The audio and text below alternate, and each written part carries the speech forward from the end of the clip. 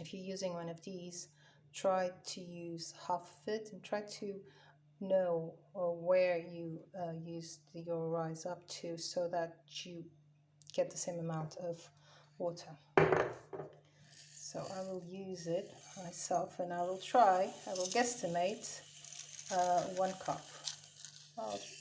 One way of measuring is using one finger and seeing, okay, from the beginning of my finger to where the rice ends, it's a certain amount. So this way I'll know the measurement of washing.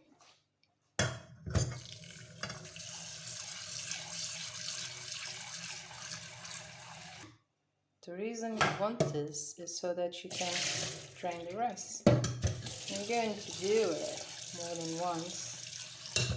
In this case, I don't even bother much, but this takes out the excess starch, doesn't make it so sticky, which in this case, it's actually counterproductive because this is sticky rice, but it does get sticky anyway, so don't mind.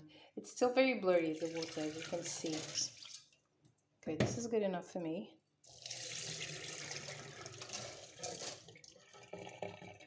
Okay. Now, in the pot goes all the rice. Now, we're going to measure the water. So, my measurement was 1 pinky. So I'm going to fill this up until I feel the water reaching my pinky. When it does, I know I have the same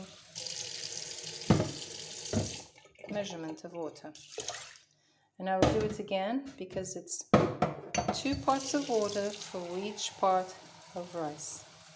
There's a trick.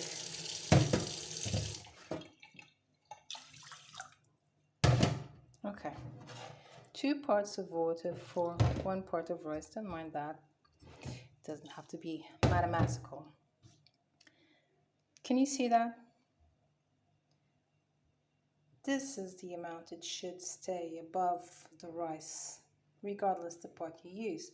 People have the pinky, or the finger measurement. I don't know how to do that, but I do pay attention to this.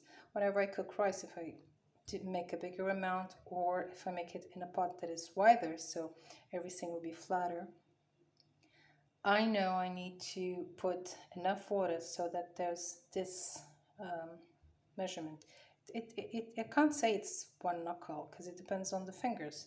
Everybody has different sizes, but just pay attention to what it is. And if you ever make a bigger amount of rice, or if you make it in a wider pan or a narrower pan, you should pay attention that the water, even if you measure the 2 parts, if it's below that or above, if it's below, you should add until it looks like that difference. And if it's above, you should take a bit of water out, otherwise your rice will be too soggy. And then it gets put in the stove. The water is cold. I'm going to put 70 minutes. And in fact, 17 minutes is the time it should cook after it starts boiling. So I'm not going to turn it on now. And for those of you who are screaming, there's no salt.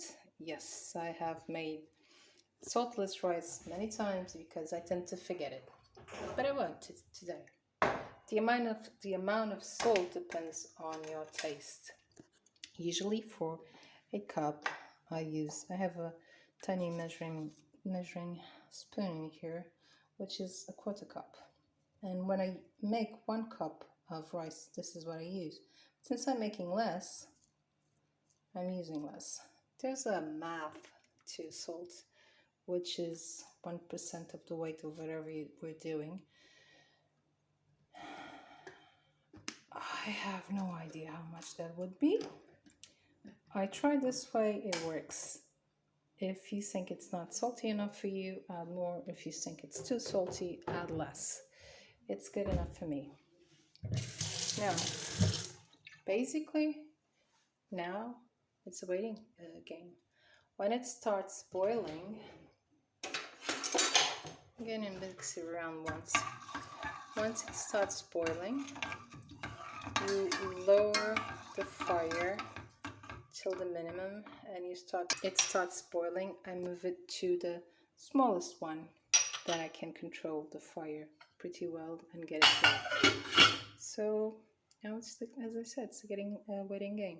As soon as it starts boiling, turn it on, turn the timer on, and when it ends, the rice is partially cooked. After this is the timer is off, you still have to leave it in the pot for another 10 to 15 minutes, but over here. And when the timer goes off, I will take it out of here and put it here. This will be cold, and I will leave it here for another 10 to 15 minutes. The reason is, if it's not fully cooked, it's sometimes after the 17 minutes, it's a bit of a crunch in it. It's not supposed to be.